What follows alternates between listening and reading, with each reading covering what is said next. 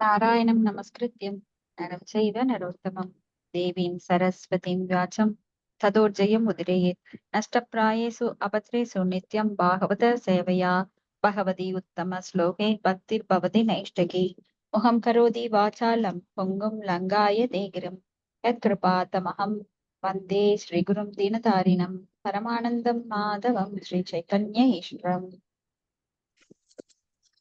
सर्वशास्त्राब्धिपीयूषा सर्ववेदैः सद्बला सर्वसिद्धान्तरत्नाट्य सर्वलोकैकतृप्तृता सर्वभागवत प्राण श्रीमद्भागवत प्रभो कलितुवन्दोदितादित्याय श्रीकृष्ण परिवर्तित परमानंद पाठाय प्रेम वर्षाक्षराय ते सर्वदा सर्वसेव्याय श्रीकृष्णाय नमोऽस्तु मे मत्येह बन्धो मत्सङ्गिन् मद्गुरो मन्महादन निस्तार मद्भाग्य मदानन्द नमोऽस्तु ते असाधु साधु दादायिन् अधिनोच्चतागर ஷானாமுஞ்ச காசின் மாம் பிரேம்னா ஹிருத்கண்டயோ ஸ்புரா.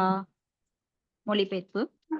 ஓ எல்லா வேத இலக்கியங்களிலிருந்தும் கடைந்தெடுக்கப்பட்ட அமிர்தமே, வேதங்களின் மிக முக்கியமான ஆன்மீக பழமே மற்றும் எல்லா தத்துவங்களின் முடிவான ஆபரணங்களை கொண்டவரே, உலக மக்களுக்கு ஆன்மீக பார்வையை கொடுப்பவர் மற்றும் வைஷ்ணவரின் உயிர் மூச்சாக விளங்குபவரே, பகவானே, நீர் கலியுகத்தின் இருளை போக்குவதற்காக உதித்த சூரியன்.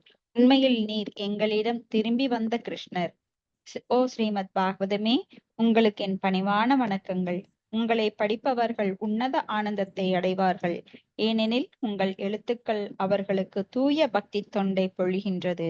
நீங்கள் பகவான் கிருஷ்ணரின் அவதாரமாக இருப்பதால் எப்போதும் அனைவரும் உங்களுக்கு தொண்டு புரிய வேண்டும். ஓ ஸ்ரீமத் பாகவதமே, ஓ என்னுடைய ஒரே நண்பரே, உடன் இருப்பவரே, என்னுடைய ஆசிரியரே, என்னுடைய மிகப்பெரிய சொத்துமாகவும் விடுவிப்பவரமாக இருப்பவரே, என்னுடைய மிக நல்ல பாக்கியம் மற்றும் ஆனந்தமாக இருப்பவரே, என்னுடைய மரியாதை கலந்த வணக்கங்களை ஏற்றுக்கொள்ளுங்கள். ஓ ஸ்ரீமத் பாகவதமே, புனிதமற்றவருக்கும் புனிதத்தை வழங்குபவரே, மிகவும் வீழ்ச்சியடைந்தவர்களை உயர்த்துபவரே, என்னை எப்போதும் கைவிட வேண்டாம். கிருஷ்ணருக்கான தூய பக்தி தொண்டுடன் எப்போதும் என் இதயத்திலும் தொண்டையிலும் தோன்றுவீராக. ஹரே கிருஷ்ணா. अज्ञातिविराधस्य ज्ञानाञ्जनशलाकया चक्षुरुन्मीलितं येन तस्मै श्रीगुरवे नमः. श्रीचैतन्यमनोभीष्टं स्थापिनमेन भूतले स्वयं रूपगदामह्यं ददाति स्वपदान्तिकं। वन्देऽहं श्रीगुरो श्रीयुतपदाकमलं श्रीगुरून् वैष्णवां च श्रीरूपं साग्रजतं सगण रघुनाथान्वितं तं सजीवं सात्वैतं सावधूतं परिजनसहितं कृष्णचैतन्यदेवं श्री राधा कृष्ण पादान सगण ललिता श्री विशाखान्वितांस। हे कृष्णा करुणा सिंधो दीनबंधो जगत्पते कोबे सकोबिहा कांद राधा कांद नमोस्तुते। तप्त कांचन गौरांगी राधा वृंदावनेश्वरी वृषभानुसुते देवी प्रणमामि हरिप्रिये। वाञ्छाकल्पतरुभ्यश्च कृपा सिन्धुभ्यश्च पतितानां पावनेभ्यो वैष्णवेभ्यो नमो नमः। श्री कृष्ण चैतन्य प्रभु नित्यानंद श्री अद्वैत गदाधर शिवासादि गौर भक्त वृंदा। हरे कृष्ण कृष्ण कृष्ण हरे हरे, हरे Ram Ram Ram Hare Hare. His Divine Grace Bhaktivedanta Swami Srila Prabhupada की जय। மாதாஜி ஹரே கிருஷ்ணா. சொல்லுங்க மாதாஜி. மாதாஜி ஃபர்ஸ்ட் படிச்சீங்களா? அது என்ன மாதாஜி? பாகவத பிரார்த்தனை மாதாஜி.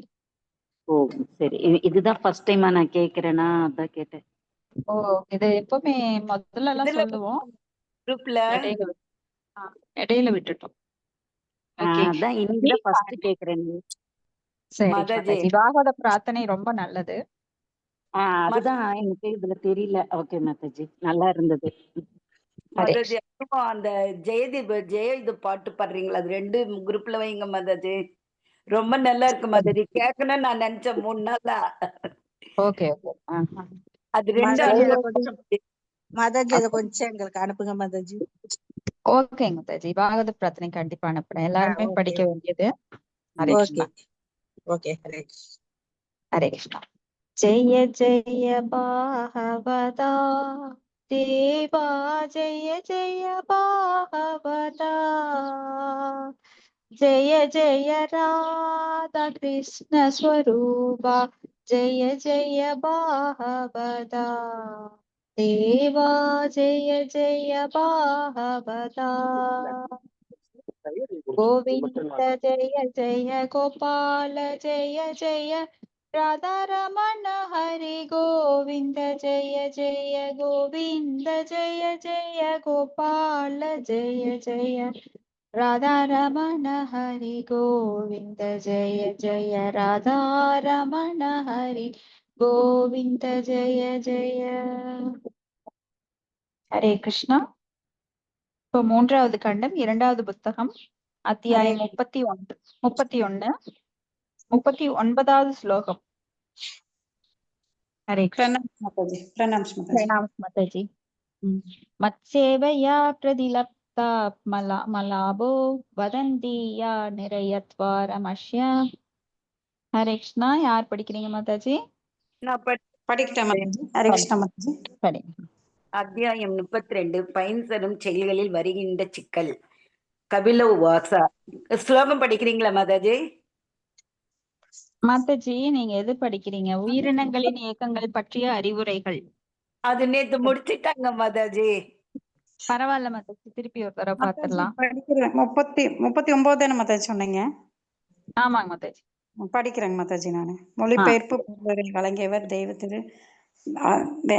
தெய்வத்திரு ஆஷா பக்தி விஷீல பிரபுபாத ஆச்சாரியருக்கு ஜெய். ஹரே கிருஷ்ணா. மொழிபெயர்ப்பு பொருளுரை. யோகத்தின் உச்சநிலை அடைய விரும்பி எனக்கு தொண்டு புரிவதன் மூலம் தன்னை அறிந்தவர் ஒருபோதும் கவர்ச்சிகரமான பெண்ணுடன் தொடர்பு கொள்ளக்கூடாது. ஏனெனில் முன்னேறும் பக்தருக்கும் அம்மாதிரியான பெண் நரகத்தின் வாயில் போன்றவள் என்று புனித நூலில் அறிவிக்கப்பட்டுள்ளது. பொருளுரை. யோகத்தின் உச்சநிலை கிருஷ்ண உணர்வு நிறைந்தது. இந்த பகவத்கீதையிலும் வலியுறுத்தப்படுகிறது. பக்தியில் கிருஷ்ணரை எப்போதும் நினைக்கும் ஒருவர் யோகிகளில் மிகவும் உயர்ந்தவர் ஆவார். ஒருவர் பரமபுருஷ பகவானிடம் பக்தி தொண்டை செய்வதன் மூலம் உலக மாசிலிருந்து விடுபடும் பொழுது அவர் அந்த நேரத்தில் பகவானின் இயல்புகளை புரிந்து கொள்ள முடியும் என ஸ்ரீமத் பாகவதத்தின் மூலம் முதல் காண்டத்தில் 2ஆம் அத்தியாயத்தில் குறிக்கப்பட்டுள்ளது. இந்த பிரதிலாப்தாத்மா லாபா என்னும் சொல் வருகிறது. ஆத்மா என்றால் நான் என்று பொருள். லாபா என்றால் லாபம் என்று பொருள். பொதுவாக கட்டுப்படுத்தப்பட்ட ஆத்மாக்கள் தங்கள் ஆத்மா அல்லது தன்னை இழந்தன. ஆனால் மெய்யறிவாளர்களால் இருப்பவர்கள், தன்னை உணர்ந்தவர்கள் யோக முழுமையின் மிக உயர்ந்த மேடைக்கு செல்ல விரும்பும் அந்த தன்னை உணர்ந்த ஆத்மா இளமையான பெண்களுடன் தொடர்பு கொள்ளக்கூடாது என்று வழிகாட்டப்படுகிறது. ஆயினும் தற்காலத்தில் ஒருவருக்கு பிறப்புறுப்பும் இருப்பும் இருக்கும் பொழுது அவர் விரும்பும் வரை பெண்களை அனுபவிக்கலாம். அதே சமயம் அவர் யோகி ஆகலாம் என்று பரிந்துரைக்கும் பல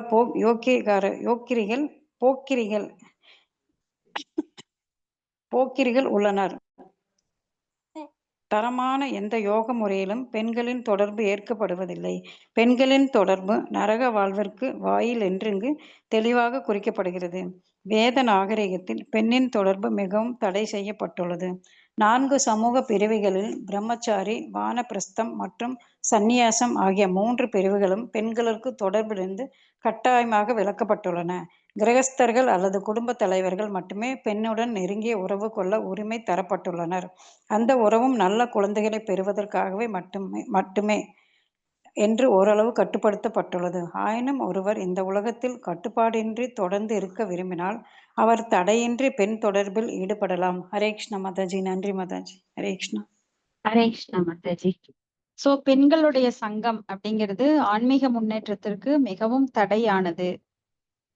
ஏன்னா பும்சஸ்திரியா மிதுனி பாவம் ஏத்தம் தயோர் மிதோ ஹிருதய கிரந்திம் ஆகு அப்படின்னு நாம ஒரு ஸ்லோகம் 5வது கேண்டோல படிக்கிறோம். சோ பும்ச ஸ்திரியா அப்படின்னா ஆண் பெண் இருவருக்கும் இடையில் இருக்கிற கவர்ச்சி தான் இந்த உலக வாழ்க்கைக்கு அடிப்படையா இருக்கு. அப்போ ஒரு ஆணானவன் பெண் அப்படிங்கிற ஒரு மனம் புரிந்து கொண்டால் அதுக்கப்புறம் அவன் குடும்ப வாழ்விலேயே தன் வாழ்நாளை கழிச்சிடறான். குடும்பம் அப்படிங்கிற ஒரு வட்டம் தனக்குள்ள போட்டுக்கிறான். அப்புறம் அவங்களுக்காக உழைப்பது. ஆண் மட்டுமல்ல, பெண்ணுக்கும் அதே கதிதான். ஒரு ஆண் வந்து பக்தியில் இல்லாதவனாக இருந்தால் பெண் வந்து அவன் பின்னாடி போக வேண்டி வரும்.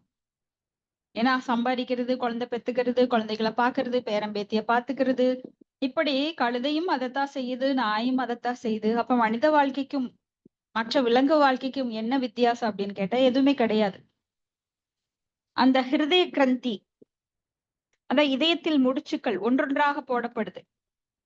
பாசம்ங்கிற கட்டு, அப்புறம் சமூக சட்டதிட்டங்கள், அப்புறம் சடங்குகள், இதுலயே மனுஷன் ஊறி போயிடுறான். அப்போ அவனுக்கு வந்து அந்த அறிவை ஆன்மீக அறிவை பற்றிய எதுவுமே அவனுக்கு வந்து நாட்டம் கிடையாது.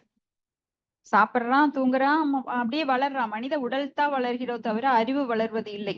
மனித உடல் வந்து தேகினோ அஸ்மின் யதா தேஹே கௌமாரம் யவனம் ஜரா அப்படின்னு கௌமாரம் யவனம் ஜரான்னு வளர்ந்துட்டே போகுது. அப்புறம் மடிந்து விடுகிறான். அப்புறம் வேறொரு உடலுக்குள் அந்த ஆத்மா பூத்தப்படுகிறது.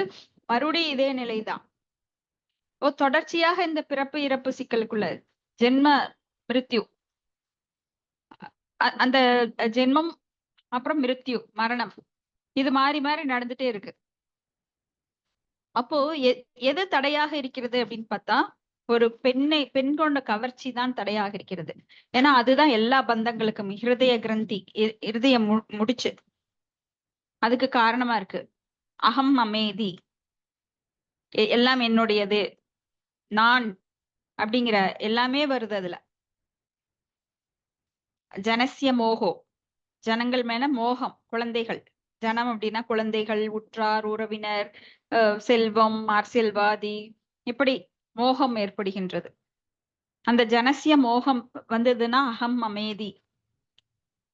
அந்த அகம் அமேதியில நான், எனது அப்படிங்கிறது எல்லாமே வந்துருது. சோ அந்த பெண்ணு அடிப்படை என்ன? அந்த பெண்ணோட உறவுதான். அதனாலதான் பிரம்மா வந்து படைப்பை ஏற்படுத்துவதற்கு ஆண் பெண் கவர்ச்சியை ஏற்படுத்தி அதை அப்படியே மாத்தினார். ஏன்னா அவரே படைச்சிட்டு இருந்தாரு. முடியலன்னு சொல்லிட்டு எல்லாம் பிரம்மச்சரியம் எடுத்துடுறாங்கன்னு சொல்லிட்டு ஸ்வயம்பு மனு சத்தரூபா அவங்க மூலமா ஆண் பெண் கவர்ச்சியை ஏற்படுத்தி அப்படியே படைப்பை ஆரம்பிச்சிட்டாரு. ரொம்ப சுலபமாயிடுச்சு அப்புறம் அவர் வேலை. ஏன்னா ஆண் பெண் கவர்ச்சிங்கிறது அந்த காலத்துல அரசர்கள்லாம் வந்து அதை விட்டொழித்து வனப்பிரஸ்தம் போய் அப்புறம் சந்நியாச வாழ்க்கையில ஈடுபட்டு தங்களை விடுவித்துக் கொண்டார்கள் இந்த உடல்ல இருந்து. ஆனா இன்னைக்கு அரசர்கள் யாரும் கிடையாது, அரசியல்வாதிகள். அவங்க எல்லாம் என்ன பண்றாங்கன்னா ஆன்மீக படிப்பே கொடுக்கறது இல்ல மக்களுக்கு. வெறும் உடலை எப்படி வளர்த்துவது அப்படிங்கிற வெளிப்புற உடலுக்கு தான் பாடங்கள் கொடுக்கிறாங்களே தவிர அதனால உடம்பும் கெடுது. உண்மையிலேயே உடம்ப அவங்க நல்லபடியா பாத்துக்கிறாங்களா? அதுவும் கிடையாது. இயந்திரத்தனமா மாறிடுச்சு எல்லாமே. ஏன்னா அரசியல்வாதிகளுக்கு வந்து ஆன்மீக அறிவே கிடையாது. எப்படி வேண்டாம் வாழலாம் அப்படிங்கிற தத்துவங்களை எல்லாம் சில போலி சன்னியாசிகள் அத்தனைக்கும் ஆசைப்படு, எரியிற நெருப்புல எண்ணெய் ஊத்தியா இன்னும் கொஞ்சம் அப்படிங்கிறாங்க. அந்த பௌதிக தீ வந்து எரிந்து கொண்டிருக்கிறது எல்லாருக்குள்ளேயும். மோகம், காமம், குரோதம், லோபம், மோகம், அது ஆச்சரியம் அப்படின்னு அதுல இன்னும் கொஞ்சம் எண்ணெய் ஊத்துப்பாங்கிறாங்க. அது எல்லாம் முடிவே இல்லாதது. அப்ப இந்த பிறப்பு இறப்புங்கிறது முடிவே இல்லாம போயிட்டே இருக்கும். பல ஜென்மங்கள், பல கோடி ஜென்மங்கள் எடுத்தாச்சு. சோ நம்ம யாத்திரையை முடிக்கணும்னா, இதுல இருந்து தப்பிக்கணும்னா பக்தி யோகம் பண்ணணும். அடுத்தது ஸ்லோகம் 40. யோபயாதி சனைர் மாயா யோகித்தேதி வினிர்மிதா தாமிஷேதாத்மனோ மிருத்யும் திருணைகூப மிவாவிருதம். ஹரே கிருஷ்ணா. படிக்கிறேங்க மாதாஜி, படிக்கிறேங்க. பகவானால் படைக்கப்பட்ட பெண் மாயினால் பிரதிநிதித்துவம் ஆவாள். அந்த மாயாவுடன் தொடர்பு கொள்ளும் ஒருவர் புல்லால் மூடப்பட்ட குருட்டு கிணற்றுக்கு போன்ற மரணத்துக்கு உரியதே இந்த வழி என்று நிச்சயம் அறிய வேண்டும். பொருளுரை: புறக்கணிக்கப்பட்ட கிணறு புல்லால் மூடப்படுவது சில போதும் நடைபெறுகிறது. கிணறு இருப்பதை அறியாத விழிப்பு இல்லாத வழிப்போக்கர் கீழே விழுகிறார். அவர் மரணம் உறுதிப்படுத்தப்படுகிறது. அதுபோல் ஒருவர் ஒரு பெண்ணிடமிருந்து பணிவிடையை ஏற்றுக்கொள்ளும் பொழுது பெண்ணுடன் தொடர்பு தொடங்குகிறது. ஏனென்றால் பெண் ஆணுக்கு பணிவிடை புரிய பகவானால் சிறப்பாக படைக்கப்பட்டவள். அவளின் பணிவிடையை ஏற்பதன் மூலம் ஒரு ஆண் அவளிடம் சிக்க வைக்கப்படுகிறார். நரக வாழ்விற்கு அவள் வாயில் என்று அறியாத அளவு அவர் புக்தி கூர்மை உள்ளவராக இல்லாவிட்டால் அவர் மிகவும் தாராளமாக அவள் தொடர்பில் ஈடுபடலாம். இது ஆன்மீக நிலையில் ஏற விரும்புபவர்களுக்கு தடை செய்யப்பட்டுள்ளது. இந்த சமயத்தில் 50 ஆண்டுகளுக்கு முன் கூட அந்த தொடர்பு தடை செய்யப்பட்டிருந்தது. ஒரு மனைவியால் அவன் கணவரை பகல் நேரத்தில் பார்க்க இல்லாததற்கு வெவ்வேறு தங்கும் இருப்பிடங்கள் கூட இருந்தன. தங்கும் இருக்கு. ஸ்பெல்லிங் மிஸ்டேக் நிறைய வருது, பார்த்து படிங்க, மெதுவா படிங்க. சரிங்க மாதாஜி. ஒரு மனைவியால் அவள் கணவரை பகல் நேரத்தில் பார்க்க இயலாது. இல்லறத்திற்கு வெவ்வேறு இல்லத்தாருக்கு வெவ்வேறு தங்கும் இடங்களும் கூட இருந்தன. தங்கும் வீட்டில் உட்புற இருப்பிடங்கள் பெண்களுக்குரியவை, வெளிப்புற இடங்கள் ஆணுக்குரியவை. பெண்ணால் செய்யப்படும் பணிவிடையை ஏற்றால் மிக இன்பமாக தோன்றலாம். ஆனால் ஒருவர் அந்த பணிவிடையை ஏற்றுக்கொள்வதில்லை. மிகுந்த எச்சரிக்கையுடன் இருக்க வேண்டும். ஏற்றுக்கொள்ளுவதில் மிகுந்த எச்சரிக்கையுடன் இருக்க வேண்டும். ஏனென்றால் பெண் மரணத்திற்கு வாயில் அல்லது ஒருவரின் ஆத்மாவின் மறதி என்று தெளிவாக கூறப்படுகிறது. அவள் ஆன்மீக உணர்வுக்கு பாதையை தடை செய்கிறாள். ஹரே கிருஷ்ணா மாதாஜி. நன்றி மாதாஜி. உணர்வுக்குரிய பாதையை தடை செய்கிறாள். சரிங்க மாதாஜி. சரிங்க. ஹரே கிருஷ்ணா மாதாஜி. ஒரு பெண் எவ்வளவு ஆன்மீக வாழ்வுக்கு தடையா இருக்கிறா அப்படின்னா, அந்த காலத்துல எல்லாம் நிறைய ஆன்மீகவாதிகள் ஆன்மீகத்துல நாட்டமுடையவரா இருந்தாங்க. ஏன்னா அந்த காலத்துல பெண்கள் வந்து முறையாக பயன்படுத்தப்பட்டாங்க. அதாவது பெண் என்பவள் அந்த காலத்துல கூட்டு குடும்பம் இருக்கும், தனியா பெட்ரூம் எல்லாம் கிடையாது. அப்ப வந்து ஆண்கள் பெண்கள் இணையதே நோக்கமாக கொண்டிருக்க மாட்டாங்க. கூட்டு குடும்பத்துல அவங்களுடைய உறவு முறைகள், உடல் உறவு அப்படிங்கிறது ரொம்ப கம்மியா தான் இருக்கும். ஆனா இந்த காலத்துல கல்யாணம் ஆன உடனே நாங்க கல்யாணம் போறோம் அப்படிங்கிற கண்டிஷன்ல தான் பெண்களே கல்யாணம் பண்றாங்க. அப்போ போகம் அப்படிங்கிறது போகைஸ்வரிய பிரசக்தானாம் தயா வக்ருத சேதசாம் வேவஷா அப்படின்னு சொல்லி நம்மளுக்கு பகவத்கீதையில ஒரு ஸ்லோகம் இருக்கு. போகைஸ்வரிய அப்படின்னா அனுபவிக்கின்ற, அதை பெண்களை அனுபவிக்கின்ற ஆசை வந்து ஆண்களுக்கும் சரி பெண்களுக்கும் சரி அந்த மோகம் இருக்கின்றது. அப்போ அது வாழ்க்கையில அதுவே பெரிய குறிக்கோளா வச்சுக்கிறாங்க. அதுதான் இன்பம் அப்படின்னு நினைக்கிறாங்க. ஆனா ஆன்மீக இன்பம் கிடைத்தவங்களுக்கு அது தூசு மாதிரி. எப்படி யமுனாச்சாரியார் வந்து அதை பெண்களை நினைத்தாலே காரி உமிழ்கின்றார். ஏன்னா யமுனாச்சாரியார் மிகச்சிறந்த உயர்ந்த ஒரு பக்தர். அவர் வந்து ஆளவந்தான் அப்படிங்கிற பேர் கூட அவருக்கு இருக்கு. அப்ப வந்து அவர் ஒரு பண்டிதரை வெல்லுவதற்காக நாம பார்த்தோம் இல்லைங்களா லாஸ்ட் டைம். பண்டிதரை வெல்வர் 2 கொஸ்டின் எனக்கு ஞாபகம் வந்தது. அதாவது ஒரு அரசி வந்து கற்புக்கரசி அல்ல அப்படிங்கிறார். அதுக்கு ஆமா இல்லைன்னு சொன்னா என்ன விளக்கம்? ஆமான்னு சொன்னா மாட்டிக்குவாரு. அப்ப இல்லைன்னு சொல்லி அப்ப இன்னொரு கேள்வி சொல்றாரு, உன்னுடைய தாய் வந்து ஒரு மலடி அப்படிங்கிறாரு. அது எப்படி என்னோட தாய் மலடியாக முடியும்? இவருக்கே ஒரு கன்ஃபியூஷன். இல்ல அப்படின்னு சொன்னா விளக்கம் தரணும், ஆமான்னு சொன்னா இவருக்கு கேவலம். அதனால அந்த பண்டிதர் ரொம்ப முழிக்கிறார். ஆனா 5 வயது பாலகனான யமுனாச்சாரியார் அவர் வந்து அதுக்கு சரி நீயே விளக்கம் சொல்லி, எனக்கு தெரியல அப்படின்னு சொல்லி அவர் மேல ரொம்ப கோபம். அப்ப அவர் விளக்கம் சொல்றார். ஒரு ஆன்மீகத்தில் அதாவது நிறைய அடிமைகளை இவர் வந்து பண்டிதர்களை பின்னாடி கூட்டிட்டு வருவார், கழுதை மாதிரி, கழுதை ஓட்டிட்டு வர்ற மாதிரி. அந்த காலத்துல பண்டிதர்கள் எல்லாம் வாதம் செஞ்சு பிரதிவாதம் செய்பவர்களை தோற்கடித்து அவங்களெல்லாம் அடிமையாக்கி இவர் பின்னாடியே கூட்டிட்டு வருவாங்க. எப்படி ஒரு அரசியல்வாதி ஆடு மாடுகளை மாதிரி ஒரு கூட்டத்தை கூட்டிட்டு போவார். அவருக்கு பின்னாடி நிறைய அடிமைகள் மாதிரி போவாங்க, கோஷம் போட்டுட்டு வாழ்க வாழ்கன்னு. அது மாதிரி இவர் வந்து நிறைய பேரை அடிமை பண்ணி வச்சிருந்தாரு. ஆனா ஒரு உண்மையான ஆன்மீகவாதி பகவானுக்கு தொண்டு செய்வானே தவிர, ஒரு பக்தனாக தூய பக்தனாக இருப்பானே தவிர இந்த மாதிரி கீழ்த்தனமா நடத்த மாட்டார் மற்ற உயிர்வாளிகளை. ஈவன் விலங்குகளை கூட இப்படி நடத்த மாட்டார். ஆனா இவர் மனிதர்களை இப்படி நடத்தும் போது இவர் வந்து ஒரு தேவையற்ற ஒரு ஆண் மகவு. அப்போ அந்த பெண்ணானவள் இப்படி ஒரு பையனை பெக்காமலேயே இருந்திருக்கலாம், மலடியாவே இருந்திருக்கலாம். ஆனா இப்ப மலடி விட மோசமான நிலைமை அந்த தாய்க்கு. சோ அதனால அவள் மலடிதான் அப்படின்னு சொல்லி சொல்றப்போ இவர் ரொம்ப குறுகி முகத்தை குனிஞ்சுக்கிறார். வெக்கப்பட்டு தன்னுடைய தவறை ஒரு சிறு 5 வயது பாலகன் சுட்டி காட்டுகிறான் அப்படிங்கும்போது அவருக்கு ரொம்ப கேவலமாயிருது. தலை குனிஞ்சுக்கிறார். சரி, ஒரு ராணி எப்படி வந்து ஒரு கற்புக்கரசி அல்லன்னே சொல்லலாம். ஏன்னா அவள் வந்து அரசருக்கு மட்டும் மனைவி அல்ல. அப்போ ஒரு ராணியாக இருக்கிறவள் வந்து தேவர்களுக்கும் அவர் வந்து மனைவி அப்படின்னு சொல்லி வாக்கு கொடுத்துத்தான் அந்த அரண்மனையில ராஜா பதவி ஏற்கும் போது அந்த மந்திரங்கள்லாம் சொல்லுவாங்க. இப்போ ஒரு ராணியானவள் எல்லா தேவர்களுக்கும் தன்னை அர்ப்பணிப்பவள், ராஜாவுக்கு அர்ப்பணிப்பவள், இப்படி மிக உயர்ந்த நிலையில இருக்கிறாங்க. அதனால அவங்க வந்து ஒருத்தருக்கு மட்டும் மனைவி கிடையாது. இது வந்து சூட்சுமமா. அப்படின்னா ராணி வந்து எல்லார்கிட்டயும் போவல அப்படியெல்லாம் கிடையாது. ஆனா அவ வந்து அந்த மந்திரங்கள் மூலமா எல்லாருக்கும் கடமைப்பட்டிருக்கிறாள் அப்படிங்கிறத ஏன்னா எல்லாருக்கும் தாய். லோகத்துல எல்லாருக்குமே அவள் தாய். அப்படி பார்க்க போனா புருஷ அப்படின்னா பகவான் தான் அங்க புருஷ, பரம புருஷ. அப்போ நாம எல்லாருமே ஆண் பெண் வேறுபாடுகளை நாம தான் ஏற்படுத்திக்கிறோம் நம்ம உடலால. உண்மையிலே நாம எல்லாருமே ஆத்மாக்கள். ஆத்மாக்கு வந்து ஆண் பெண் பேதம் கிடையாது. நம்மளுடைய ஆசையின்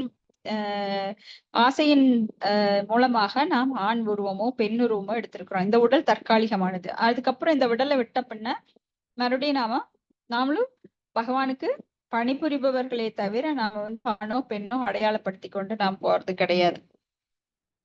சோ அதனாலதான் எல்லாரையுமே பகவான் அனுபவிக்கிறார். அப்படின்னா நம்மள பெண்ணை அனுபவிக்கிறாரா, ஆணை அனுபவிக்கிறாரா? எல்லா ஆத்மாக்களும் அவருக்கு சேவை செய்யக்கூடியது. அதனாலதான் எல்லாருக்கும் அவர் அனுபவிப்பாளர், மிக உயர்ந்த பரம புருஷர். நாமெல்லாம் குட்டி குட்டி புருஷர்கள். நாமெல்லாம் வந்து கொஞ்சமா அனுபவிக்கிறோம். ஏன்னா அவருடைய அங்கத்துணுக்கு. அவர் அளவுக்கு நம்ம அனுபவிக்க முடியாது. ஆனா நாமளும் அனுபவிக்கன்ற ஆசையில இங்க உடல் எடுத்திருக்கிறோம். ஆனா இந்த உடல் நித்தியமானது இல்ல, அனித்தியமானது. அப்போ இங்க வந்து ஆண் பெண், அதாவது இங்க என்ன சொல்றாங்க அப்படின்னா, குடும்பம் அப்படிங்கிறது கிரகமந்த கூபம். பிரகலாதர் சொல்றாரு 5வது காண்டத்துல, தக்சாது மன்யேஷு அசூரவரிய தேகினாம். அசூரவரிய தேகினாம் அப்படின்னா அந்த பிரகலாத் மகாராஜா அவங்க அப்பா ஹிரண்யகசிபு சொல்றாரு, அசுரர்களையே மிக உயர்ந்தவரே அப்படின்னு. ஏன்னா அவரு அப்படியே குத்தி காட்டுறாரு. அசுரா அப்படின்னா, சுரா அப்படின்னா தேவர்கள், அசுரா அப்படின்னா ரொம்ப மோசமானவங்க, எப்பவுமே தமோ குணத்திலும் ரஜோ குணத்திலும் ஊறி கிடக்குறவங்க. அசுரர்களே மிகப்பெரியவரே அப்படின்னு. அப்போ அவ்வளவு ஒரு புத்தியற்றவனே அப்படின்னு. தத்சாது பண்ணிய அசூரவரிய தேகினா சதா சமுத்விக்னத்யாம் அசத்கிரகாத் ஹித்வாத பாதம் கிரகமந்த கூபம் வனம் கதோ யத்தரிம் ஆசிரியேத் அப்படின்னு சொல்றாரு. அப்போ அசுரர்களில் சிறந்தவனே. அப்போ என்னோட ஆன்மீக குரு சொல்லியிருக்காரு, யார் ஒருவன் உடலையும் நிலையற்ற குடும்ப வாழ்வையும் ஏற்றுக்கொண்டுள்ளானோ, நிலையற்ற குடும்ப வாழ்வு. அப்ப மனைவி, வீடு வரை மனைவி, வீடு வரை மனைவி, வீதி வரை மனைவி, வீடு வரை உறவு, வீடு வீதி வரை மனைவி. வீடு வரை அது உறவு, காடு வரை மனைவி. பிள்ளை. கடைசி வரையா? காடு வரை. அப்போ நிலையற்ற குடும்ப வாழ்வு. அந்த கவிஞர் இதன் மூலமா சொல்றாரு, அந்த நிலையற்ற குடும்ப வாழ்வு. இத அப்பவே சொல்லியிருக்கிறார் பிரகலாத மகாராஜ். பிரகலாதர் சொல்றார், அப்ப நிலையற்ற உடம்பையும் நிலையற்ற குடும்ப வாழ்வையும் யார் ஏற்றுக்கொண்டு அதுலயே ஊறி கிடக்குறாங்களோ அவங்களுக்கெல்லாம் நிச்சயமா கவலை பீடித்தே இருக்கும். அது எப்படிப்பட்டது அப்படின்னா, நேரில்லாத துன்பம் மட்டுமே நிறைந்த இருண்ட கிணத்துல விழுகிறதுக்கு சமம். அப்ப குடும்ப வாழ்வு அப்படின்னா கிரகம் அந்த கூபம். கூபம் அப்படின்னா பால் அடைந்த கிணறு, அங்க நீர் கிடையாது. அப்போ கிருஷ்ண உணர்வு வேணும் அப்படின்னா ஒருவன் வனத்திற்கு சென்று அங்க பரமபுருஷனிடம் தஞ்சம் அடைய வேண்டும், வானப்பிரஸ்தம். ஆனா இப்பெல்லாம் வானப்பிரஸ்தம் எடுக்க முடியாது, ஏன்னா இது கலியுகம். எல்லாருமே பிறக்கும் போதே வந்து சூத்திரர்களா பிறக்குறாங்க. இப்போ வானப்பிரஸ்தம் எல்லாம் இப்ப தேவையே இல்லை, நாம ஜபம் ஒன்றே போதும்.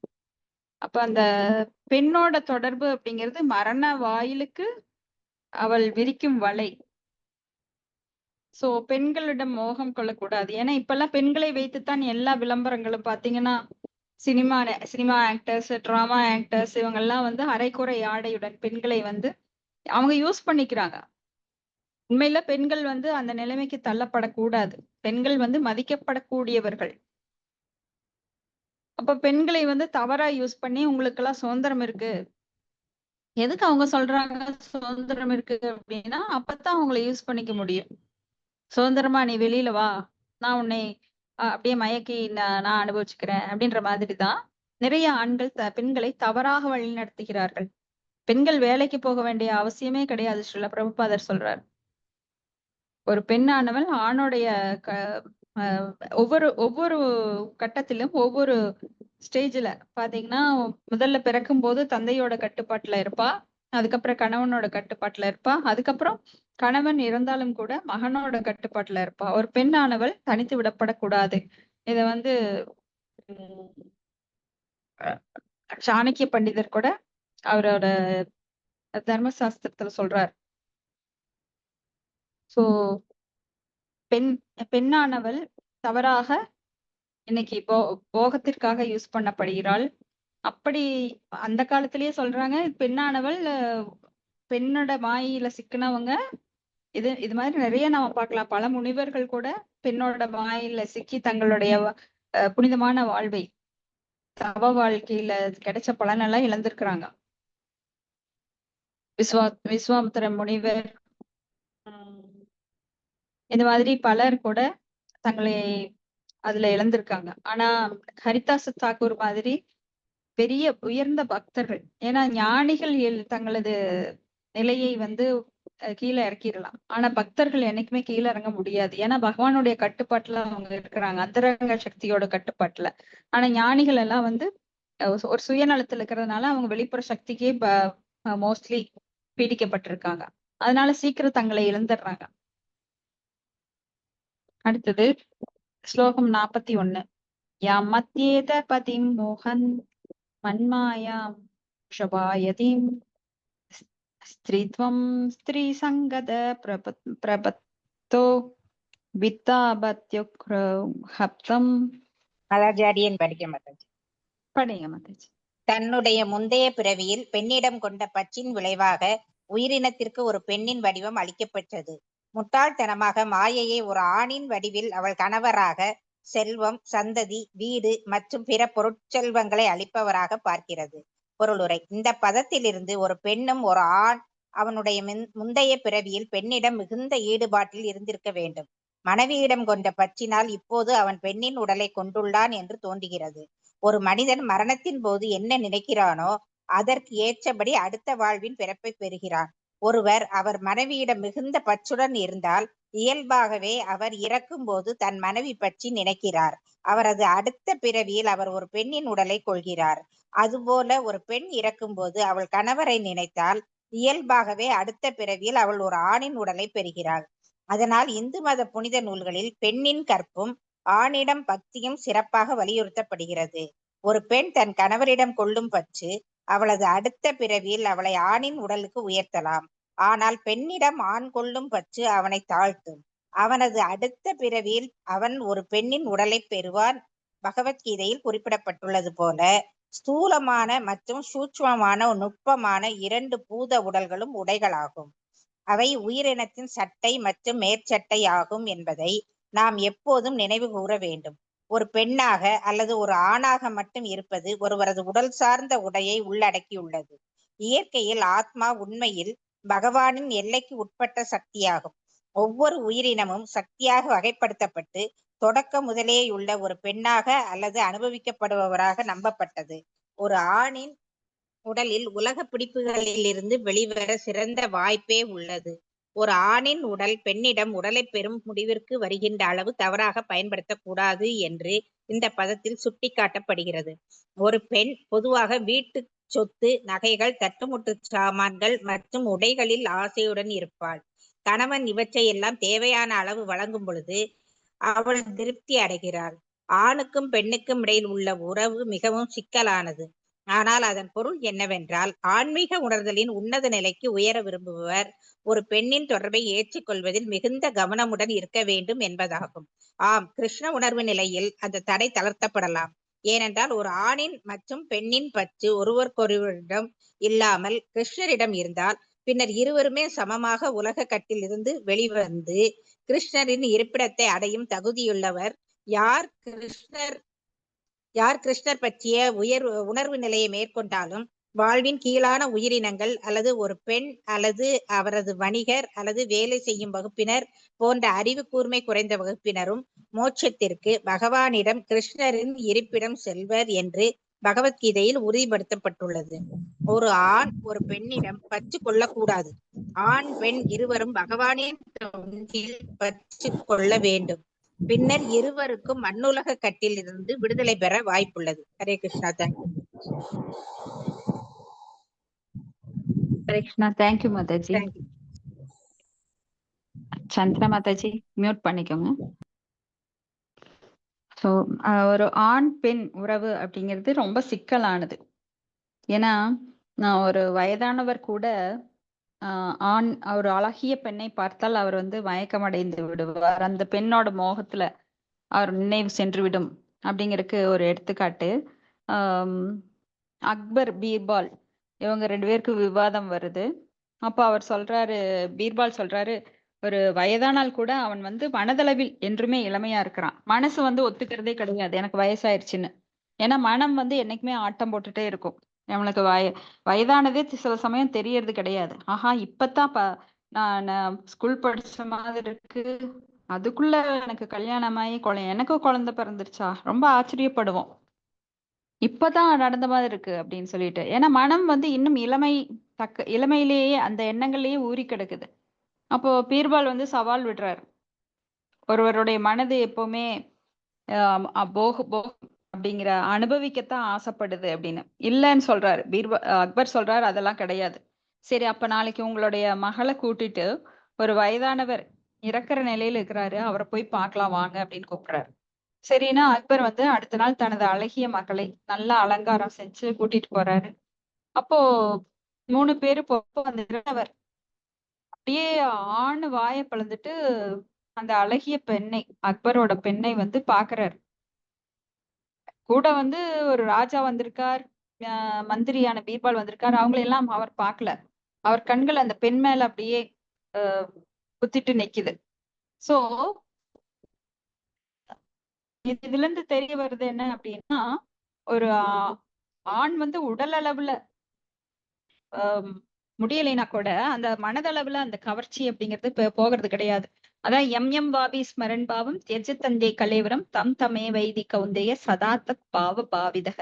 அந்த பாவம் எந்த பாவத்தில் இருக்கிறாரோ அதே பாவம் தான் அடுத்த பிறவியில. அந்த காலே சமாம் ஏவ ஸ்மரன் முக்த்வா கலேவரம் ய பிரயாதி சமத்பாவம் யாதி நாஸ்தி அஸ்திர அசம்சயக அப்படின்னு. சோ சந்தேகமே இன்றி அவர் எந்த நிலையில மரணிக்கிறாரோ அதே நிலையை அடுத்த பிறவியில் அடைகிறார். ஒரு கழுதையே ஒரு நாயையும் நினைச்சுக்கிட்டு செத்தாங்க அப்படின்னா இதுக்கு யாரு உதாரணம்? பரத மகாராஜா. அவர் ஒரு மானை நினைச்சுக்கிட்டு இறக்குறார், அடுத்த பிறவியில மானோட வடிவம் பெறுகிறார். அது போல யாராவது இறக்கும் போது நாய் கத்துது, இதுக்கு சாப்பாடு போடலையா அப்படின்னு நாயை நினைச்சுக்கிட்டே செத்தாங்கன்னா அடுத்த உடல் நாயோட வடிவம் தான். அதுக்குதான் ஸ்மரன் என்ன பண்ணணும்னா அந்தே நாராயண ஸ்மிருதி, நாராயணரோட நாமம் நம்மளுக்கு ஞாபகம் வரணும். ஆனா இப்போ முதல்ல இருந்து நாம சத்துவ ரஜோ தமோ குணத்துல ரஜோ குணத்திலையும் தமோ குணத்திலையும் ஊறி கிடக்கிறப்போ மரணத்தின் போது சத்துவ குணம் இருக்காது நம்ம கிட்ட. அது சுத்த சத்துவ குணம் வராது. ஏன்னா மரணம் மிகுந்த வேதனை அளிக்கக்கூடியது. அந்த வேதனையில நம்மளால பகவானை நினைக்க முடியாது. ஆனாலும் பகவான் சொல்றார், சத்தியம் தர்றார் பூமாதேவிக்கு. வராகர் வந்து சத்தியம் தர்றார், யாரெல்லாம் என்னை நினைத்து பக்தி பண்றாங்களோ அவங்களுக்கு அவங்களே நினைக்கலினா கூட நான் அத்தனை நன்றி கெட்டவன் கிடையாது, நான் வந்து அவங்களுக்கு முன்னாடி காட்சி தருவேன் அப்படின்னு உறுதி சொல்றார். சோ எப்பெல்லாம் நம்மளுக்கு டைம் கிடைக்குதோ, ஏன்னா இந்த இளமையில அப்போதைக்கு இப்போதே சொல்லி வைத்தேன் நாராயண எனும் திருநாமம், அதை நாம சொல்லிட்டே இருக்கணும். பகவானுடைய நாமத்தை ஹரே கிருஷ்ண கிருஷ்ண கிருஷ்ண ஹரே ஹரே ஹரே ராம ராம ராம ஹரே ஹரே. ஏன்னா இந்த வயசுல நீ எதுக்குப்பா பக்தி பண்ற, இன்னும் காலம் கிடக்குது, இதெல்லாம் வயசானவங்க பண்றதுன்னு சிலர் சொல்றாங்க. இப்பவே நம்மளுக்கு உடல் ஒத்துழைக்கிறது கிடையாது. வயதானா நம்மளுக்கு காது கேட்காது, வாய் பேச முடியாது, கண்ணு தெரியாது. எப்படி நம்ம பாகவதம் படிக்க போறோம்? எப்படி நாம பாகவதம் கேட்க போறோம்? ஏன்னா உடல் உபாதைகள் நிறைய இருக்கும். அதுக்கு மத்தியில நாம பாகவதம் படிக்கிறதோ இல்ல கேட்கிறதோ இல்ல நாமம் சொல்றதோ நம்மளுக்கு முடியாமல் போகலாம். அதனாலதான் அப்போதைக்கு இப்போதே சொல்லி வைத்தேன்னு சொல்லி சொல்றார். சோ நாம என்ன பண்ணணும்? நம்மளுக்கு இப்ப இருக்கிற காலங்களை முறையாக உபயோகித்தோமானால் அது எப்படி நம்மளுக்கு சேமிப்பு டப்பால போட்டு வச்ச காசு மாதிரி ஆபத்துக்கு உதவும். அது போல நம்ம மரண நேரத்துல இது கண்டிப்பா உதவும். அப்போ ஒரு ஆணானவன் ஒரு பெண்ணை நினைத்து கொண்டே சாகுறான் அப்படின்னா, ஏன்னா அதிகமான பற்றுதல், அட்டாச்மெண்ட், டிட்டாச்மெண்ட் கிடையாது. அப்போ அவன் பெண்ணோட உருவம் கிடைக்குது. அதே போல ஒரு பெண் ஆணை நினைத்து கொண்டே இருக்கிறாள் என்றால் அவளுக்கு ஒரு ஆணோட வடிவம் கிடைக்குது. ஒரு ஆணோ பெண்ணோ மாறி மாறி உடல் கிடைக்கிறதுனால, ஏன்னா ஒரு ஆண் அப்படிங்கிறது அது பெரிய ஒரு பெரிய நிலை. ஆண் பெண்ணை அடக்கி ஆள்பவன். அப்ப பெண் அப்படின்னா தாழ்ந்த நிலைக்கு வந்துடுறான் பெண்ணோட நினைவுல. அதனாலதான் பெண்ணுடைய சங்கம் அப்படிங்கிறது அளவா இருக்கணும். அளவு மீறி போனா அது ரொம்ப கேடு உண்டாக்கும். பகவத்கீதையில கூட நம்ம பாக்குறோம், மாம்ஹி பார்த்தவிய வியாசத்ரயா ஏ அபிஷு பாபயோனய ஸ்திரியோ வைசியாஸ் ததா சூத்ராஸ் தே அபியாந்தி பராம் கதிம் அப்படின்னு. அப்போ ஸ்திரியோ அப்படின்னா பெண்களாகவோ, வைசியாஸ் அப்படின்னா பிராமணா சத்திரிய வைசியா, அந்த வைசியா அதாவது தொழில் செய்பவர்கள், அதுல பசுமாடுகளை பராமரிப்பவர்கள், அவங்க எல்லாம் வைசியாஸ் அப்படின்னு சொல்றாங்க. அவங்க கூட தாழ்ந்த இனம். பெண்கள், வைசியாஸ், சூத்திரர்கள் எல்லாருமே தாழ்ந்த குணம். இவங்க கூட பராம்கதிம் பரமகதியை அடையலாம். எப்படி? பகவானை சரணடைவதன் மூலமாக. அப்ப இந்த காலத்துல நீ பிராமணர்கள் தான் பகவான்கிட்ட போக முடியும். மந்திரங்கள் சான்ஸ்கிரிட்ல நிறைய மந்திரம் சொல்றாங்க, சோ அவங்களுக்கு தான் எல்லாம் தெரியும் அப்படிங்கிறது கிடையாது. ஏன்னா இப்போ கலிகாலத்துல கலவ் சூத்திர சம்பவம் அப்படின்னு எல்லாருமே சூத்திரர்களாக பிறக்கிறார்கள். அதனால பெயரளவு பிராமணர்கள், ஸ்மார்த்த பிராமணர்கள் அந்த மாதிரி எல்லாம் கிடையாது. இப்ப பிராமணர்கள் யாரு அப்படின்னா உண்மையில் பிராமண பண்புகளை, குணங்களை கொண்டிருப்பவர்களே பிராமணர்கள், பிறப்பால் கிடையாது. சோ ஒரு சூத்திரன் கூட பிராமணன் ஆகலாம். இது பக்தி சித்தாந்த சரஸ்வதி சுவாமிகள் அவங்க இதை உறுதிப்படுத்தினார் சபையில, பெரிய பிராமணர் சபையில. ஏன்னா அங்கெல்லாம் ஸ்மார்த்த பிராமணர்கள் அப்படின்னு சொல்லப்பட பிறப்பாலேயே தங்களை பிராமணர்கள் எல்லாம் அடையாளம் காட்டிட்டு மது, மாது, சூது போன்ற தீய பழக்கங்களை எல்லாம் வச்சிருந்தாங்க. அப்ப அவர் சொன்னார், நீங்க எல்லாம் பிறப்பால பிராமணர்களாக இருந்தாலும் பிராமணர்கள் கிடையாதுன்னு அடிச்சு சொன்னார். யார் ஒருவர் பகவானிடம் பக்தி தொண்டு பண்ணி பிராமண குணத்தை கொண்டிருக்கிறார்களோ அவங்கதான் பிராமணர்கள். வெறும் உடலால பிராமணர்கள், பிராமண பந்து, பந்து அப்படின்னா உறவினர்கள். நீங்க பிராமணர்களுக்கு உறவினர்களா இருக்கலாம், ஆனால் பிராமணர்கள் கிடையாதுன்னு அடிச்சு சொன்னார். அடுத்த ஸ்லோகம் 42. தாமாத்மனோ விஜானியாத் பத்ய பத்ய கிரகாத்மகம் தைவோபசாதிதம் மிருத்யும் மிருகயோகாயனம் யதா. படிக்கிறேன் மாதாஜி. மொழிபெயர்ப்பு ஆஷா பக்திவேதாந்தர் சுவாமி சிடர் பிரபுபாத் கி ஜெய். அதனால் வேட்டைக்காரனினுடைய பாடல் மானுக்கு மரணம் போல கணவன், வீடு, குழந்தைகள் அவன் மரணத்திற்கு உள்ளவை என்று பகவான் வெளிப்புற சக்தியின் ஏற்பாடாக இதனை கருத வேண்டும். பொருளரை பகவான் கபில தேவரினுடைய இந்த அறிவுரைகளில் பெண் மட்டும் ஆணின் நரகத்திற்கான வாயில் என்றல்ல, ஆணும் பெண்ணும் நரகத்திற்கான வாயில் என்று விளக்கப்பட்டுள்ளது. அது பற்றை பற்றியது. ஒரு ஆண் ஒரு பெண்ணிடம் அவன் பணிவிடையால், அவன் அழகால் மற்றும் பல பிற சொத்துக்களால் பற்றுதல் கொள்கின்றான். அது போலவே அவனுக்கு நல்ல இருப்பிடம் தருவதாக, நகை, உடை மற்றும் குழந்தைகள் தருவதாக ஒரு பெண் ஆணிடம் பற்று கொள்கின்றாள். இது ஒருவன் கொள்ளும் பற்றை பற்றியது. இன்பத்திற்காக ஒருவன் பற்று கொள்ளும் வரை ஒரு பெண் ஆணுக்கு அபாயமானவள், ஆணும் பெண்ணும் அபாயமானவன். ஆனால் அந்த பற்று கிருஷ்ணரிடம் மாற்றப்பட்டால், இருவரும் கிருஷ்ண உணர்வுடன் இருந்தால் பின்னர் திருமணம் நன்றாயிருக்கும் என ஸ்ரீல ரூப கோஸ்வாமி பரிந்துரைக்கின்றார். அனாஸ்கந்தஸ்ய விஷயான் யதாஹம் உபயுஞ்சதம் நிர்பந்தன கிருஷ்ணானு சம்பந்தே யுக்த வைராகியம் உச்சதே. பக்தி ரசாமிருத சிந்து 1.2.2.5.5. ஆணும் பெண்ணும் கிருஷ்ணருடைய தொண்டில் கடமையை செய்யும் பொழுது நோக்கத்திற்காக மட்டும் கிருஷ்ண பக்தியுடன் இல்லறத்தார்களால் சேர்த்து வாழ்தல் வேண்டும். குழந்தைகள், மனைவிகள், கணவன் எல்லாவற்றையும் கிருஷ்ண உணர்வில் ஈடுபடுத்த வேண்டும். பின்னர் உடல் சார்ந்த பற்றுக்கள் அனைத்தும் மறைந்துவிடும். இவ்வாறாக கிருஷ்ணரின் தொடர்புடன் இருப்பதால் உணர்வு நிலை தூய்மையாக உள்ளதாலும் எந்த நேரத்திலும் நாம் தாழ்ந்து போவதற்கு வாய்ப்பில்லை. ஹரே கிருஷ்ணா மாதாஜி. ஹரே கிருஷ்ணா. தேங்க்யூ மாதாஜி. அப்புறம் ஒரு மான் வந்து வேட்டைக்காரனோட பாடலுக்கு, மான் எப்போதுமே அந்த பாடல் பாடும்போது அந்த மான் வந்து வலையில மாட்டிரும். அப்போ வேட்டைக்காரனோட அந்த ஏதோ ஒரு குழல் வச்சு ஊதுற மாதிரி அந்த சவுண்டுக்கெல்லாம் வந்து இந்த மயங்கிரும் மான். அது தானா வந்து எப்படி வலையில விழுகுதோ அது போல பகவானுடைய இந்த வெளிப்புற சக்தி அப்படிங்கிறது தான் மாயா. அந்த மாயா எங்க இருக்கு? மது, மாது, சூது. அதுல வந்து மாது அப்படிங்கிறது முக்கியமானது. அப்போ ஒரு பெண்ணுக்கு ஆண் கவர்ச்சியும் ஆணுக்கு பெண்ணுடைய கவர்ச்சியும் மிகவும் அபாயகரமானது. ஆனா ஒரு ஆண் பெண் திருமணம் நடக்கலைன்னா பகவானுடைய இந்த படைப்புகள் எப்படி சாத்தியமாகும்? சோ ஆண் பெண் கவர்ச்சி அப்படிங்கிறது இருக்கிறது தான். ஆனா அது எதற்காக பயன்படுத்த வேண்டும்? அனாசக்தஸ்ய விஷயான் யதாகம் உபயுஞ்சதே நிர்பந்தே கிருஷ்ண சம்பந்தே யுக்த வைராக்கியம் உச்சதே. யுக்த வைராக்கியத்திற்காக அது யூஸ் பண்ணப்பட வேண்டும்.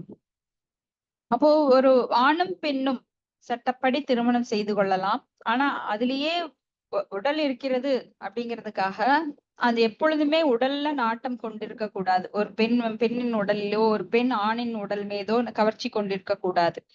2 பேரும் இணையறதுனாலதான் அந்த ஆத்மாக்கள் பகவான் அவங்க மூலமா இங்க கீழே கொண்டு வர்றார் பௌதீக உலகத்துக்கு. அது வந்து பகவானுடைய சட்டம். அந்த இயற்கை சட்டத்தை யாராலும் மீற முடியாது. ஏன்னா இந்த கலியுகத்துல வந்து சில விஷயங்கள் தடுக்கப்பட்டிருக்கு. அதாவது பிரம்மச்சரியம், அப்புறம் சில 5 விஷயங்கள். பிரம்மச்சரியத்தை மேற்கொள்வது, சகோதரன் மூலமாக, கணவனின் சகோதரன் மூலமாக குழந்தை பெற்றுக் கொள்வது. அந்த காலத்துல குழந்தை இல்லை அப்படின்னா கணவனுடைய சகோதரன் மூலமா குழந்தை பெற்றுக் கொள்ளலாம். ஆனா இப்ப அது கிடையாது. அது போல அஸ்வமேத யாகம், அஸ்வமேத கவாலம்பி அப்படின்னு சொல்லி 5 விஷயங்கள் அந்த மாதிரி தடை செய்யப்பட்டிருக்கு. குதிரைகளை வந்து யாகத்துல பலியிடக்கூடாது. அது போல மாமிசம் வந்து முதியோர்களுக்கு படைத்து திதி கொடுக்க கூடாது. இந்த மாதிரி 5 விஷயங்கள் இந்த கலியுகத்துல தடை செய்யப்பட்டிருக்கு. அப்படியே எல்லாரும் பிரம்மச்சரியத்தை எடுத்தாங்க அப்படின்னா இங்க பகவானுடைய படைப்புல யாரும் உதவ முடியாது. ஏன்னா அங்க இருக்கிற ஆத்மாக்களை எல்லாம் எப்படி கொண்டு வர்றாருன்னா ஆண் பெண் இணைவதன் மூலமாக குழந்தை பெற்றுக் கொள்வதன் மூலமாக அவங்க வந்து அங்க பகவானுக்கு சேவை செய்யறாங்க.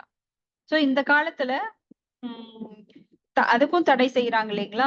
2 குழந்தைக்கு பெத்துக்கூடாது, ஒருவர் போதும், நாம் இருவர் நமக்கு ஒருவர். அப்ப கருத்தடை செய்யறாங்க. அதெல்லாம் வந்து பகவானுடைய சட்டத்தை புறக்கணிப்பது. இப்போ குழந்தையே வேண்டான்னு இப்ப முடிவு பண்றாங்க. முதல்ல பல குழந்தைகள் இருந்தது, அப்ப 2 குழந்தை, குடும்பத்திற்கு 2 போதும் அப்படின்னாங்க. அப்ப நாம் இருவர் நமக்கு ஒருவருங்கிறாங்க. அடுத்தது இப்ப இந்த காலங்கள்ல குழந்தையே பெத்துக்க வேண்டாம், நாம 2 பேரும் என்ஜாய் பண்ணிட்டு போயிடலாம். குழந்தைகளை பெத்துக்கிட்டு அதுங்களுக்கெல்லாம் நாம ஏன் சேவை செய்யணும்? சோ இந்த மாதிரி அவங்கவுங்களா கொள்கையை வகுத்துக்கிறாங்க. ஆனா இயற்கையோட சட்டம் ஒண்ணுதான். தர்மம் தூ சாக்ஷாத் பகவத் பிரணீதம். பகவான் என்ன சொல்றாரோ அதுதான் தர்மம். நாமளா உண்டு பண்ணிக்கிறது இல்ல. ஆளாளுக்கு ஒரு டிக்ஷனரி எழுதி அதன்படி யாருமே வாழ முடியாது. பொதுவான சட்டத்தை எல்லாரும் பின்பற்ற வேண்டும். எப்படி இந்தியாவுக்கு ஒரு சட்டம் இருக்கு, ஸ்ரீலங்காவுக்கு ஒரு சட்டம் இருக்கு, அமெரிக்காவுக்கு ஒரு சட்டம் இருக்கு, யூகேக்கு ஒரு சட்டம் இருக்கு. சோ அந்தந்த நாட்டுல போனா அதைத்தான் கடைபிடிக்கணும். அது போல மனித குலத்திற்கு ஒரு சட்டம், அது பகவானால் இயற்றப்பட்டது. அதுதான் வேதங்கள் வடிவுல வந்திருக்கு. அப்போ குழந்தையே பெற்றுக்கொள்ள கூடாதுங்கிறது கிடையாது. ஆண் பெண் உறவே கொள்ளக்கூடாது அப்படிங்கிறதும் கிடையாது. ஆண் பெண் உறவு இருந்தாலும் அது எப்படி பகவானுக்காக இருக்க வேண்டும். பகவானுக்கு சேவை செய்வதற்காக ஒரு குழந்தையை பெற்றுக்கொள்ள மட்டுமே உறவு கொள்ள வேண்டும். நம்மளுடைய சுயநலத்துக்கு எப்பெல்லாம் நம்மளுடைய சுயநலத்துக்காக நாம் செய்யறோமோ அதெல்லாம் மாயைக்கு செய்யக்கூடிய சேவை. ஆனா பகவானுக்கு செய்யக்கூடிய சேவை என்ன? அவருக்காக செய்வது. அவருக்காக நான் வந்து, ஏன்னா பகவான் காமமாக, சட்டத்திற்கு புறம்பில்லாத காமமாக நான் இருக்கிறேன் அப்படின்னு பகவத்கீதையில சொல்றார். சோ அப்போ சட்டம் அப்படிங்கறது மூலமா நாம வந்து திருமணம் செஞ்சுக்கிறோம். திருமணம் செய்து கொண்டாலும் நான் அதுலயேதான் இருப்பேன் அப்படின்னு நாம சொல்லக்கூடாது. அதுக்கு சொன்னா அப்போ நம்ம மாயைக்கு கீழே தான் இருக்கிறோம். மாயைக்கு தான் சேவை செஞ்சுட்டு இருக்கோம். ஏன்னா அந்த மாயை வந்து கவர்ச்சி எதுல கவர்ச்சி நம்மளுக்கு எதுல கொடுக்குறாங்க அப்படின்னா, ஆணுக்கு பெண்ணுடைய மோகம், பெண்ணுக்கு ஆணுடைய மோகம், அப்படிதான் கவர்ச்சி கொடுக்குறாங்க இந்த உலகத்துல. நாம இன்னும் சிக்கி அந்த ஹிருதய கிரந்தி ஏற்படுத்திக்கிறதுக்காக. அடுத்த ஸ்லோகம் 43. தேகேன ஜீவபூதேன லோகாலோக மனோவிரஜம் புஞ்சான் ஏவ கர்மாணி கரோத்ய விரதம் உப்புமா. மாதாஜி நீங்க நான் படிக்கட்டுங்களா மாதாஜி? ஸ்ரீலட்சுமி மாதாஜி படிக்கிறேன். அவருடைய மொழிபெயர்ப்பு. அவருடைய குறிப்பிட்ட ஒரு வகையான உடலால் உலோகாயத்தில் சிக்குண்ட உயிரினம் தனக்கு பயன்தரும் செயல்களை தொடர்ந்து செய்து கொண்டே ஒரு கோளிலிருந்து மற்றொரு கோளிற்கு அலைகிறது. இந்த விதத்தில் அவர் தனக்கு பயன்தரும் செயல்களில் மட்டும் ஈடுபட்டு அதன் பின் விளைவை இடைவிடாமல் அனுபவிக்கிறார். பொருளுரை: உயிரினம் இந்த பூத உடலில் அடைக்கப்படும் பொழுது அவர் ஜீவபூத எனப்படுகிறார். அவர் இந்த உடலிலிருந்து விடுபடும் பொழுது அவர் பிரம்மபூத எனப்படுகிறார். ஒவ்வொரு பிறப்பிலும் அவருடைய உடலை மாற்றுவதால் அவர் பல்வேறு வகையான உயிரினங்களின் வாழ்வில் மட்டுமல்ல, ஒரு கோளிலிருந்து மற்றொரு கோளுக்கு பயணம் செய்கிறார். உயிரினங்கள் தமக்கு பயன் தரும் செயல்களால் பிடிக்கப்பட்டு முழு அண்டத்திலும் இந்த விதத்தில் அலைகின்றன. சில வாய்ப்புகளால் அல்லது பக்தி செயல்களால் இவர்கள் உண்மையான ஆன்மீக குருவுடன் தொடர்பு கொண்டால் கிருஷ்ணரின் அருளால் பின்னர் அவர்கள் பக்தி தொண்டின் விதையை பெறுகிறார்கள் என்று பகவான் சைதன்யர் கூறுகிறார். இந்த விதையை பெற்ற பிறகு ஒருவர் அதை மனத்தினுள் விதைத்து கேட்டல் உச்சரித்தல் மூலம் நீர் பாய்ச்சினால் விதை பெரிய செடியாகிறது. இந்த பூத உலகில் உயிரினம் அனுபவிக்கக்கூடிய பழங்களும் மலர்களும் அதில் உள்ளன. அது பிரம்மபூத நிலை எனப்படுகிறது. அவருக்கென்று விதிக்கப்பட்ட நிலையில் உயிரினம் உலோகாயதி என்று அழைக்கப்படுகிறார். எல்லா பணி நியமங்களிலிருந்து விடுபட்டு அவர் முழுதும் கிருஷ்ண உணர்வில் இருக்கும் பொழுது, பக்தி தொண்டில் ஈடுபடும் பொழுது அவர் வீடு பேறு பெற்றவர் ஆகிறார். பகவானின் அருளால் ஒருவர் உண்மையான ஆன்மீக குருவுடன் தொடர்பு கொள்ளும் வாய்ப்பு பெற்றாலன்றி வாழ்வின் வேறுபட்ட உயிரினங்களின் பிறப்பு இறப்பு சுழற்சியில் இருந்தும் கோள்களின் வேறுபட்ட விலைகளினின்றும் விடுதலை பெற வழியில்லை. Hare Krishna. Thank you Mataji. Hare Krishna. Thank you Mataji. So அப்ப ஆண் பெண் கவர்ச்சியில ஈடுபட்டு இருக்கும் போது நாம வந்து மகாமாயிக்கு சேவை செய்யறோம். அப்ப என்ன ஆகுது அப்படின்னா, பிறப்பு இறப்பு அப்படிங்கிறது பல உடல்கள், 84 லட்சம் வகையான உடல்கள்ல நம்ம பின்னோக்கி கூட போகிறோம். நம்மளோட பரிமாண வளர்ச்சி பின்னோக்கி போகும்போது நாம வேறு வேறு உயிரினங்கள் உடல்ல போய் சிக்குண்டு மறுபடியும் அதுலயே துன்பப்படுறோம். ஏன்னா எந்த உடல் எடுத்தாலும் துன்பம் அப்படிங்கிறது நித்தியமானது. உடல்ல துன்பம் நித்தியமானது. அதுவும் ஆன்மீக உடல் கிடையாது, பௌதிகமான உடல் எதுவாக இருந்தாலும், பன்றியோட உடல், கழுதையோட உடல், நாயோட உடல், மீனோட உடல், எல்லாத்துலயும் துன்பம் இருக்கு. சோ இந்த துன்பங்கள் வந்து எப்படி வருது நம்மளுக்கு அப்படின்னா, ஒரே இடத்துல யாரும் பிறக்கிறது கிடையாது. இப்ப இந்த இடத்துல பிறக்கிறோம், அடுத்த இடத்துல பாலைவனத்துல பிறக்கலாம், இன்னும் அடுத்த இடத்துல வேற கோள்ல பிறக்கலாம். வேறு வேறு கோள்கள்ல வேறு வேறு உடல்கள்ல கூடு விட்டு கூடு பாய்வது போல வேறு இந்த ஆத்மாவானது பல உடல்களை கடந்து கடந்து வருகின்றது. அப்ப அந்த பல உடல்கள்ல கடந்து வரும்போது எல்லாத்துக்குமே வந்து கருவறை அப்படிங்கிற துன்பம், பிறக்கும் போதும் துன்பம், இறக்கும் போதும் துன்பம். பிறக்கும் போது ஏதாவது குழந்தை சிரிச்சுட்டு வருதா, ஆஹா நான் பிறந்துட்டேன் அப்படின்னு. அப்ப பர்த்டே கொண்டாடுறோமா நாம, என் குழந்தை சிரிச்சுட்டு வருது அப்படின்னு. எல்லா குழந்தையும் அழுதுட்டு தான் வருது. ஏன்னா துன்பத்திலிருந்து, அவ்வளோ கொடிய துன்பத்திலிருந்து அது வெளியில வந்து அழுது மூச்சு முட்டி, அப்புறம் மூச்சு இழுத்து விட்டு, அப்புறம் ஒரு உடல் பாடா அப்படின்னு ஒரு உடலுக்குள்ள வந்து அந்த ஆத்மா அடைப்படுது.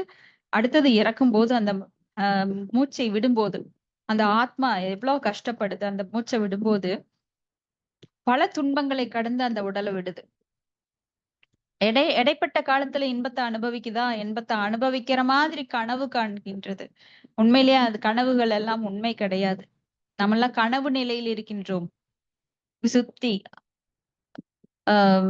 ஸ்வப்னா, ஜாக்கிரதா அப்படிங்கிற பல நிலைகளை கடந்து ஒரு ஒரு ஜீவனானவன் பிரம்மபூத நிலைக்கு வரும்போது, இப்ப ஜீவபூத நிலை நம்மளுக்கு, அதாவது கனவு கண்டிருக்கிறோம் படுத்துட்டே, ஆஹா நான் ராஜா, நீ ராணி, நான் பெண், நீ ஆண், நான் தொழிலதிபர், இப்படி பல கனவுகள் நம்மளுக்கு. உண்மையில இதெல்லாம் கனவுதான், கலைந்து போகும் கனவுகள், இதெல்லாம் கலைந்து போகும் கோலங்கள் மாதிரி. ஆனா நாம எல்லாம் நினைக்கிறோம், நான் ஒரு பெண், நான் இங்க ஒரு குழந்தைக்கு தாய், அப்ப நான் ஒரு பேங்க்ல இவ்வளவு வச்சிருக்கேன், எனக்கு இவ்வளவு சொத்து இருக்கு, எனக்கு பணம் இருக்கு, யாரும் என்னை ஒண்ணும் பண்ண முடியாது. இதெல்லாம் மமதை, பொய் அகங்காரம். அந்த பொய் அகங்காரம் என்னைக்கு கலை அப்படின்னா பிரம்மபூத நிலையை அடையும் போது. பிரம்மபூத பிரசன்னாத்மா நாச்சோச்சதி நாகாங்ஷதி சம சர்வேசு பூதேசு பக்திம் லபதே பராம். சோ இந்த நிலைக்கு வரும்போதுதான் நம்மளோட கனவு நிலை அகன்று ஜாக்கிரதா உண்மையான நிலை நம்மளுக்கு உணரப்படுகின்றது. அது வரைக்கும் இந்த சொப்னா அந்த நிலையில தான் இருக்கிறோம்.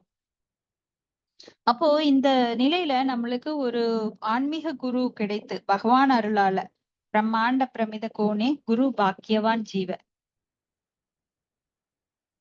பாக்கியவான் அப்படின்னு யார் அருவன் அப்படின்னா குரு பாக்கியவான் ஜீவ. யாருக்கு குரு கிடைக்கிறார்களோ அவங்கதான் பாக்கியவான்கள். நிறைய பேர் குரு இல்லாம இருக்காங்க. இப்ப குரு கிடைக்கும் போதுதான் அவங்க பாக்கியவான்கள். நிறைய பேர் நான் அதிர்ஷ்டசாலி, நான் ரொம்ப பணம் வச்சிருக்கேன், எனக்கு நல்ல பேரண்ட் கிடைச்சிருக்காங்க, நல்ல மனைவி கிடைச்சிருக்காங்க. யாரெல்லாம் நல்ல மனைவி கிடைக்கின்றதோ, நல்ல கணவன் கிடைத்தார் அப்படின்னு நினைக்கிறாங்களோ, நல்ல மகன் கிடைத்தான்னு நினைக்கிறாங்களோ, அவங்களா துரதிர்ஷ்டசாலிகள். ஒரு கெட்ட கணவன் கிடைக்கும் போது, ஒரு கெட்ட மகன் கிடைக்கும் போதோ, இல்ல ஒரு கெட்ட ஒரு வாழ்க்கை கிடைக்கும் போதோ தான் அவங்களுக்கு ரியலைசேஷன், தன்னுணர்வு அப்படிங்கிற ஒரு விழிப்புணர்வு வருது. ஏன்னா ஒரு நல்ல கணவன் கிடைச்சாலோ, நல்ல மனைவி கிடைச்சாலோ, ஒரு நல்ல குழந்தைகள், நல்ல ஒரு குடும்பம், எனக்கு நல்ல செல்வாக்கான குடும்பம் கிடைச்சாலோ, அததான் குந்தி தேவி சொல்றாங்க. யாருக்கெல்லாம் அந்த நல்ல ஒரு பிறப்பு, ஒரு நல்ல குடியில பிறக்கிறது, அது போல ஸ்திரீ, ஸ்திரீ அப்படின்னா நல்ல ஒரு அழகான அமைப்பு, அழகு இருக்கின்றதோ, செல்வம் இருக்கின்றதோ, உயர்ந்த குடி பிறப்பு இருக்கின்றதோ, அவங்க எல்லாம் சீக்கிரம் செல்வம் இருக்கிறவங்களோ யாரும் பக்திக்கு வரமாட்டாங்க. மாதாஜி ஆனா அப்ப இதெல்லாம் வாழ்க்கைல கஷ்டம். மாதாஜி அப்ப வாழ்க்கைல கஷ்டம் தானா? ஆமா மாதாஜி, அவ்வளவு சீக்கிரம் அந்த மயக்கம் அவங்கள விடாது. இப்ப நிறைய செல்வம் இருக்கிறவங்க பாத்தீங்கன்னா பக்திக்குள்ள வரமாட்டாங்க. ஏன்னா எல்லா வசதியும் அவங்க கிட்ட இருக்கு. அதே போல அழகு இருக்கிறவங்க பாருங்க, நல்லா ஆக்டர்ஸ் ஆயிடுறாங்க, அட்வைஸ்மெண்ட்டுக்கு போறாங்க. அவங்க எல்லாம் செல்வம் சம்பாதிக்கல ஈடுபட்டிருக்காங்க. அவங்களால சீக்கிரம் பக்திக்கு வர முடியாது. ஏன்னா அது ஒரு போதை. உயர்ந்த குடிப்பிறப்பு அப்படின்னா ஒரு பிராமண குடியில பிறக்கிறவங்களோ, இல்ல ஒரு செல்வந்தர், டாடா பிர்லா இந்த மாதிரி எந்த குடியில பிறந்தாலும் அவங்களுக்கு சீக்கிரம் பக்தி வராது. ஏன்னா அவங்களுக்கு அவ்வளவு வாய்ப்பு திறந்து வைக்கப்படல. பிரம்மாண்ட மாதாஜி பிரமித அப்ப கோணே ஏன் குரு மாதாஜி பாக்கியவான். ஏன் மாதாஜி அப்ப இருங்க. நல்ல எல்லாமே கெட்ட கெட்டதா கடிச்சிட்டு அப்புறம் வாழ்க்கைல கஷ்டப்படணுமா மாதாஜி? அது அப்படி வாழ்க்கையில கஷ்டப்பட்டாலும் உங்களுக்கு தீர்வு, நிரந்தர தீர்வு கிடைக்குது இல்லையா? நினைச்சு பாருங்க, உங்களுக்கு எல்லாமே நினைத்ததெல்லாம் கிடைத்து விட்டால் தெய்வம் ஏதும் இல்லை. தெய்வம், எல்லாருமே தெய்வத்தை ஏன் நாடுறாங்க? ஆர்த்தோ அர்த்தாத்தி ஜிக்ஞாசு ஞானி ச பரந்தப. செல்வம் வேண்டும் அப்படிங்கிறவங்க ஆர்த்தோ, கவலை இருக்கிறவங்க சோ ஞானத்தை தேடுபவர்கள் ஆர்த்தோ அர்த்தாத்தி ஜிக்ஞாசு ஞானீச்ச பரந்தவர். இவங்கள பாத்தீங்கன்னா செல்வம் வேண்டும், கவலை இருக்கு, கவலை போகணும் அப்படின்னா தான் கடவுளை நாடி வர்றாங்க. எல்லாமே இருக்குதுன்னா நீங்க கடவுளை தேட மாட்டீங்களே. நினைத்ததெல்லாம் கிடைத்து விட்டால் தெய்வம் ஏதுமில்லை. நினைச்சதெல்லாம் உங்களுக்கு கிடைக்குது, நீங்க கடவுள் நினைப்பீங்களா? சோ கடவுளை நினைக்கிறோம் அப்படின்னா, அதனாலதான் குந்தி மகாராணி அந்த பிரார்த்தனை வைக்கிறாங்க. பகவானே எனக்கு நீ கஷ்டத்தையே தா, கஷ்டத்தையே தான்னு சொல்லாமலே நம்மளுக்கு எல்லாம் கஷ்டம், நாமெல்லாம் வேண்டவே இல்லை, ஆனா பகவான் கொடுத்திருக்காரு. ஆனா குந்தி தேவி வேண்டி கேட்டுக்கிறாங்க.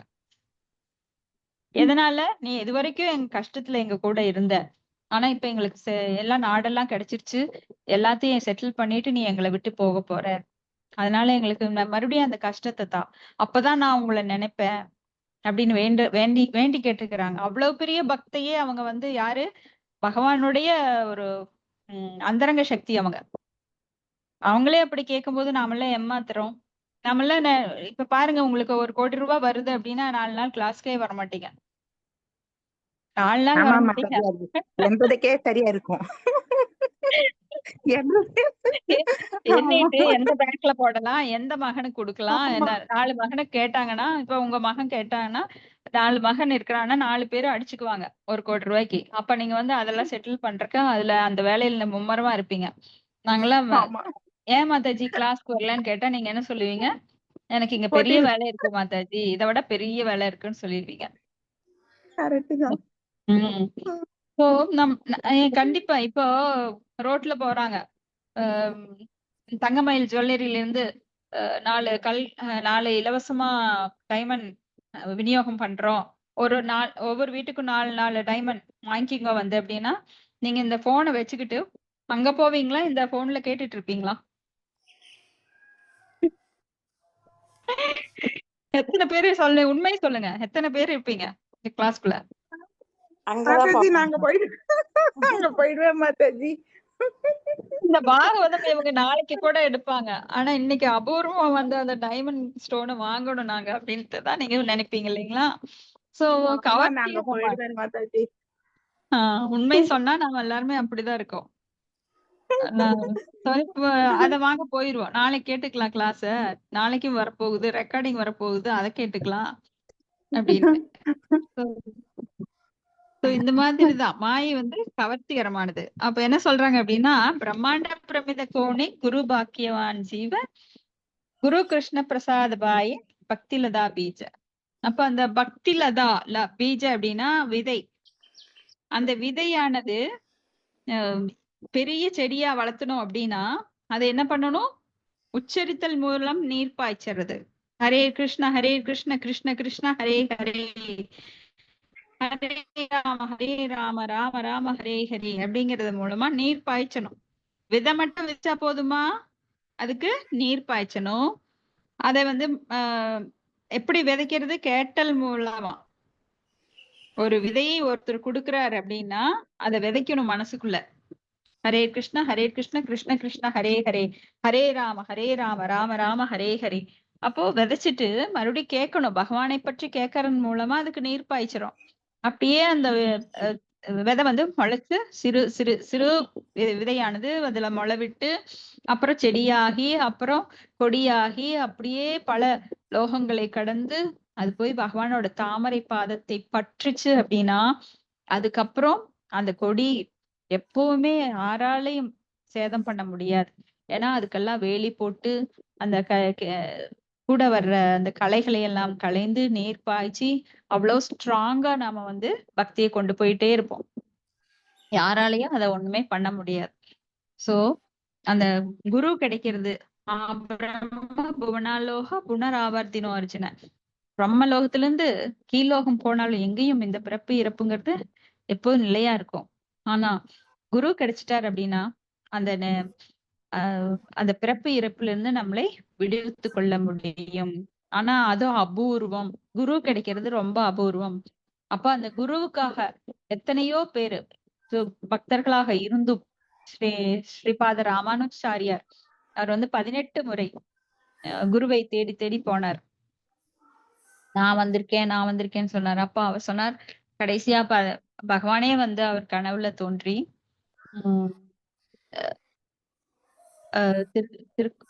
அவருடைய குரு யாரு மாதாஜி? ஸ்ரீலட்சுமி மாதாஜி. பெரிய நம்பி பெரிய நம்பிகள். அவருக்கு கனவுலயே வந்து சொன்னார், நீங்க வந்து அவரை ஏத்துக்கோங்க, அவர் வந்து ஆதிசேஷன் அப்படின்னு சொல்லி.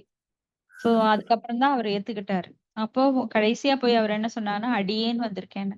சோ பகவானுடைய தாசான தாசனாக அடியேனாக அவர் தன்னை காட்டிக்கும் போது உடனே அவர் ஏத்துக்கிட்டார். நான் வந்திருக்கேன், அந்த நான்கிற அகங்காரம் அந்த வார்த்தை வந்ததுனால அவரு முதல்ல ஏத்துக்கலைன்னு சொல்லப்படுது. ஆனா உண்மையிலேயே அவர் கிடையாது. அப்போ ஒரு குருவை அடையிறது எவ்வளவு பெரிய பொக்கிஷம், பாக்கியம் அப்படிங்கறது தான் அவர் காட்டுறாரு. அப்ப குருவை வந்து அப்பெல்லாம் தேடி தேடி அலைஞ்சாங்க. எல்லா இடத்துலயும் தேடி அலைஞ்சாங்க. குரு கிடைக்கிறது அவ்வளவு எளிமையானதா இருக்கல. ஆனா இந்த காலத்துல குரு மாதாஜி, தன்னை நாம எடுத்துக்க சொல்லி பேசும்பொழுது மாதாஜி நம்ம பேசும்பொழுதுமே எல்லாருமே வைஷ்ணவ இதுல வந்து அடியேன்னு தான் சொல்லணும். ஆமாங்க. நான்ற வார்த்தையை யூஸ் பண்ணக்கூடாது. ஆமாங்க. ஸ்ரீ சம்பிரதாயத்துல நிறைய அந்த மாதிரி யூஸ் பண்ணுவாங்க. நான் வார்த்தையை யூஸ் பண்ணக்கூடாதுன்ற. ஆமாங்க.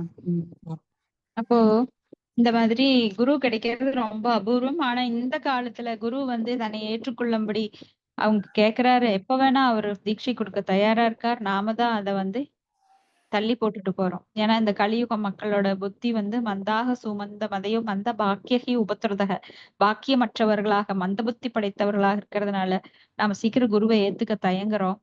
ஆனா குரு வந்து வா என்கிட்ட வா, நான் உன்னை சீக்கிரம் விடுவிக்கிறேன் இந்த உடல் இருந்துன்னு சொல்றாரு. ஆனா நான் உடல் எடுத்த எல்லாருமே சொல்றாங்க, நான் அந்த உடலுக்குள்ள அனுபவிக்கணும், இன்னும் எனக்கு நிறைய இருக்கு, பேரன் இருக்கான், பேத்தி இருக்கான், கல்யாணம் இருக்கு, அது இருக்கு இது இருக்குன்னு சொல்லி நாம தள்ளி போட்டுட்டு இருக்கோம். சோ எல்லாருமே கவனமா குருவை ஏற்றுக்கொண்டு வாழ்வுல இந்த மனித வாழ்வில் துன்பம் மிகுந்த கடல்ல இருந்து விடுபட எல்லாரும் முயற்சி பண்ணணும். ஹரே கிருஷ்ணா. இதோட முடிச்சுக்கலாம். உங்களுக்கு ஏதாவது